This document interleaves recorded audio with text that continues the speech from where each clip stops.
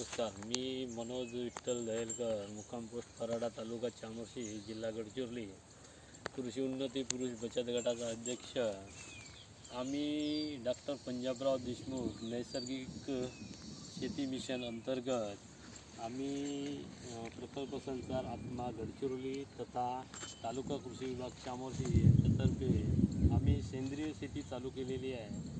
मागच्या वर्षीप्रमाणे यावर्षीसुद्धा आम्ही सेंद्रिय शेती लागवड केली आहे. त्यामध्ये सरवी, वांगे अशा बऱ्याचशा काही आमच्याकडे मिरची वगैरे असे भाजीपाला पिके आहेत. त्यात आम्ही चांगल्या प्रकारचं उत्पन्न घेत आहोत. आम्ही त्यात म्हटलं तर दशपर्णी अर्क, जीवामृत, घनजीवामृत, सेंद्रिय खतं याचा सर्व वापर करत आहोत. हा सेंद्रिय खतांचा चांगला प्रादुर्भाव आहे. याच्यामध्ये आम्हाला जीवामृतचा चांगला फायदा झालेला आहे. या चांगल्या प्रकारे आम्हाला उत्पन्न पण मिळतो. सर्व भाजीपाल्याचा उत्पन्न रासायनिकपेक्षा आम्हाला चांगल्या पद्धतीने मिळत आहे.